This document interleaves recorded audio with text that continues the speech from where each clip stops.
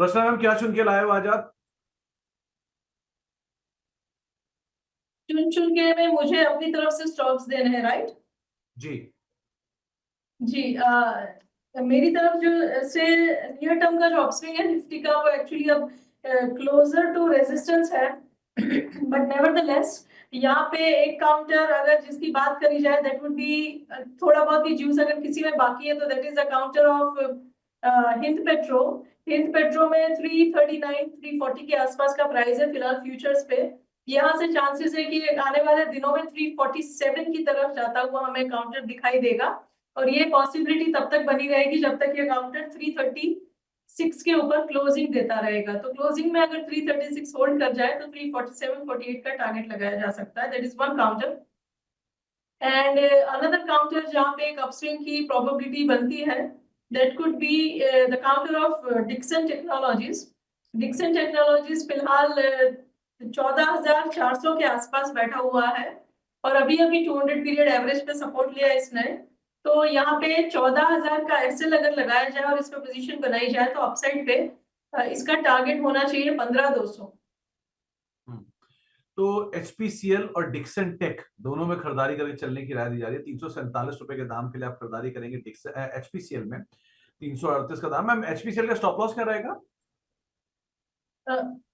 36 पे बताया मैंने, 336 पे। 336, तो 336 का स्टॉप लेके आप एचपीसीएल में लॉन्ग साइड पे जा सकते हैं। और दूसरा नाम है डिक्सन टेक का, जहां पर आप खरीदारी करके चल सकते हैं। और ये है तो हैवी वेट शेयर, लेकिन यहाँ पर भी आप खरीदारी करके चलेंगे और एक अच्छी तेजी यहाँ पर भी देखने को मिल सकती है। अच्छा मैम, एक तरफ वैल्यू बाय आप कर रहे हो एचपीसीएल में, एक अच्छी वैल्यू पर अवेलेबल है। दूसरी तरफ एक कॉस्टली स्टॉक को चुना आपने, जो कि है डिक्सन टेक। सो इसे इंटायरली चार्ट पे डिपेंड कर रहा है, कम मार्जिन ऑफ सेफ्टी ज्यादा एचपीसीएल में दिख रही है? देखिए, एचपीसीएल वगैरह के साथ, ऑयल मार्केटिंग कंपनीज के साथ क्रूड की जो मूवमेंट आ रही है फिलहाल ऑन द डाउन साइड, वो भी एक है मैक्रो फैक्टर जो इसको सपोर्ट कर सकता है, और चार्ट तो है ही है। और डिक्सन के लिए ये बात है कि अगर मार्केट थोड़ा सा भी स्टेबलाइज करता है तो IT sectors could again see a turn. और ये पर्टिकुलर काउंटर जो है इसने 200 पीरियड के आसपास काफी दिन बिताया है, और इसका मोमेंटम इंडिकेटर अपसाइड पे पॉइंट कर रहा है। तो मुझे ये लग रहा है कि और कुछ ना से ये पुल बैक भी बने, तो वो भी इतने बड़े काउंटर के लिए है, तो naturally prices are also accordingly. तो 15,200 तक तो जा सकता है। 200 तक शायद ये जाता हुआ दिखाई पड़ सकता है। तो डिक्सन टेक पे आप अदरवाइज नजर रखिएगा, और साथ साथ एचपीसीएल, ये एक और नाम है जिसके ऊपर भी आप लॉन्ग साइड पर जा सकते हैं। तो दो नाम जो कि रचना मैम ने चुने। रचना मैम, बहुत बहुत शुक्रिया आज हमारे साथ मौजूद रहने के लिए, और सभी दर्शकों के सवालों के जवाब देने के लिए, कार्यक्रम का हिस्सा बनने के लिए और बातचीत करने के लिए। आपको और रोकने की इच्छा थी, लेकिन ठीक है, क्योंकि आपको जाना होता है, इसलिए फिलहाल के लिए बहुत बहुत शुक्रिया मैम हमारे साथ मौजूद रहने के लिए और बातचीत करने के लिए। अब जरा बातचीत करते हैं शौर्य से। शौर्य को हमने बुलाया है और शौर्य हमारे साथ मौजूद भी हैं दिल्ली स्टूडियो में। और शौर्य से आज हम चर्चा करेंगे एक और स्पेशल सेगमेंट को लेकर, जहां पर शौर्य ने वो आंकड़े निकाले हैं कि एफआईज कहां पर खरीदारी कर रहे हैं, कहां पर बिकवाली कर रहे हैं, सेक्टर वाइज, शेयर वाइज, कौन कौन से सेक्टर्स को पसंद कर रहे हैं, कौन कौन से सेक्टर्स को नापसंद कर रहे हैं। तो शौर्य, सबसे पहले समझ लेते हैं कि जरा कौन कौन से सेक्टर जहां पर एफआईज खरीदारी करके चल रहा है। तो पहला सेक्टर शौर्य बताइए जरा, कौन कौन से जगहों पर एफआईज की खरीदारी आते हुए दिखाई पड़ रही है? जी बिल्कुल, जो सेक्टर ऐसे हैं जहां खरीदारी देखने को मिली है, फरवरी के महीने में सबसे ज़्यादा बाइंग दिखी है टेलीकॉम के सेक्टर में। टेलीकॉम के सेक्टर में लगभग 8,000 करोड़ की बाइंग देखने को नजर आई है। फिर उसके बाद अगला सेक्टर है आईटी। आईटी में जो है लगभग 900 करोड़ के आसपास की बाइंग है। फिर केमिकल्स में 429 करोड़ की बाइंग, और सर्विसेज में भी 183 करोड़ के आसपास की बाइंग देखने को नजर आई है। तो ये चार सेक्टर हैं जिसमें सबसे ज़्यादा बाइंग देखने को मिली है। लेकिन टेलीकॉम का इंटरेस्टिंग है, टेलीकॉम का 8,000 करोड़ की बाइंग है। उसका शायद एक रीज़न ये भी हो सकता है कि बीच में खबर भी आई थी कि टेलीकॉम के रिलेटेड एजिया ड्यूज हैं, शायद उनको माफ़ कर सकते हैं। तो शायद ऐसी कुछ रीज़न है, फायर से कुछ इंडिकेशन हो रहा है कि टेलीकॉम सेक्टर के लिए सिचुएशन अच्छी हो सकती है। और शायद वो इसीलिए ऐसे बाजार में, जहाँ हमने देखा है कि फरवरी के महीने में एफआईज ने हैवी सेलिंग करी थी पूरे मार्केट में। लेकिन टेलीकॉम एक ऐसा सेक्टर है जहाँ टोटल 8,000 करोड़ की बाइंग देखने को मिली है। ये भी तो हो सकता है कि टेलीकॉम में एक बड़ी ब्लॉक डील जो भारतीय एयरटेल की हुई जी थी, इसमें इंडस टावर का स्टेक बिका था, तो उसमें भी एफआईज पार्टिसिपेट करते हुए दिखाई पड़े, जिसकी वजह से भी 8,000 करोड़ रुपए जी के आसपास की बाइंग है। लेकिन हाँ, टेलीकॉम में अदरवाइज हलचल काफी बड़ी है। तो टेलीकॉम, आईटी, केमिकल और सर्विसेज, ये चार ऐसे नाम हैं जहां पर एफआईज की तरफ से खरीदारी होते हुए दिखाई पड़ रही है। अब शौर्य, ये तो खरीदारी वाला हिस्सा हो गया। एफआईज बेच किस सेक्टर में रहे? जी वैसे सिंपल टर्म में कहे तो इसको छोड़ के हर जगह बेच रहे हैं, लेकिन अगर ये नज़र डाले कि ज़्यादा कहाँ बेच रहे हैं, तो सबसे ज़्यादा बिकवाली हुई है फाइनेंशियल सर्विसेज के सेक्टर में, जहाँ लगभग 7,000 करोड़ के आसपास की सेलिंग हुई है, और लगभग बिल्कुल इतनी ही आसपास की सेलिंग हुई है एफएमसीजी सेक्टर में, तो यहाँ भी अच्छी खासी बिकवाली हुई है। फिर एक कैपिटल गुड सेगमेंट की बात करें तो यहाँ लगभग 4,500 करोड़ के आसपास की, फिर ऑटो एंड ऑटो कंपोनेंट्स में भी जो है 4,000 करोड़ के आसपास की बिकवाली देखने को मिली है, और फिर कंस्ट्रक्शन मटेरियल्स में भी। इसमें अगर देखें तो इसमें सारे तरह की कंपनियां आगे, चाहे वो कैपिटल गुड्स हों या फिर वो कंज्यूमर रिलेटेड सेगमेंट हो, फाइनेंशियल सेक्टर हो, तो अक्रॉस द बोर्ड सेलिंग देखने को मिली है सारे सेक्टर में। इसमें फाइनेंशियल सर्विसेज ऐसा सेक्टर है जहां सबसे ज़्यादा हैवी सेलिंग देखने को मिली है एफआईआईएस द्वारा। तो एफआईआईएस ने माल बेचा है फाइनेंशियल सर्विसेज में, एफएमसीजी में, कैपिटल गुड्स में, ऑटो और ऑटो कंपोनेंट्स में और कंस्ट्रक्शन मशीनरीज में, जिसके अंदर फाइनेंशियल सर्विसेज यानी कि बैंक्स एंड फाइनेंशियल सर्विसेज जो कि ऑलरेडी वैल्यूएशन पर आ चुके हैं, एफएमसीजी में बिकवाली देख ही रहे हैं, कैपिटल गुड्स में सीमेंस जैसे नाम, एबीबी जैसे नाम, सीजी पावर जैसे नाम, शांति गियर, कार्बोरंडम यूनिवर्सल, ये कुछ ऐसे नाम थे जहां पे हेवी सेल ऑफ भी आता हुआ दिखाई पड़ा।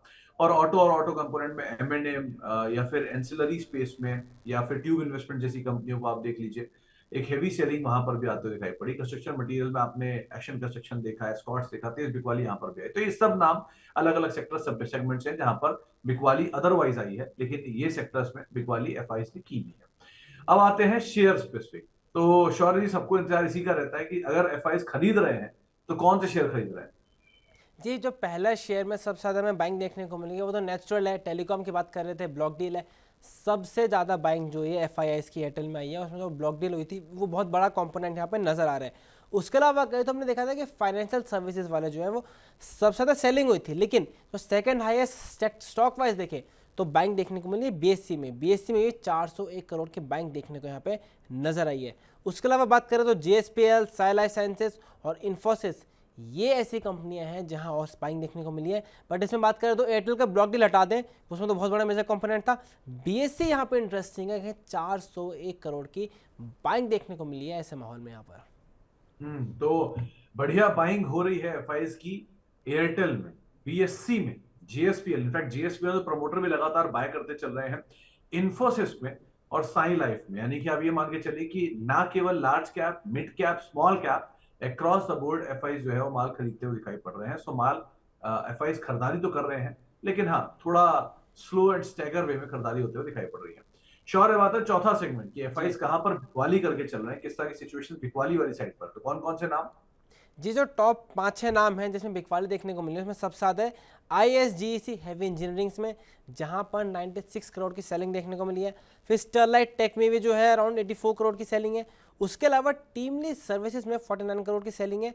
एजेक्स इंजीनियरिंग में है 45 करोड़ की और क्वालिटी पावर में भी 34 करोड़ की है। तो इसमें अगर हम टीम लीज को हटा दें तो जनरल ऐसा तो इंफ्रा रिलेटेड कंपनी है जैसे क्वालिटी पावर, एजेक्स और आईजीआईसीसी, स्टॉक वाइज देखें तो इंफ्रा रिलेटेड कंपनियां जो है वहां पर अच्छी खासी सेलिंग देखने को नजर आई है।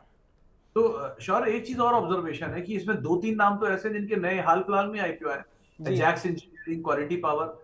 ये भी तो हो सकता है कि शायद जो जिनके लॉक इन खुले और जो कंपनियां एंकर बुक से बाहर आए उनमें भी बिकवाली होते हुए दिखाई पड़ी हो।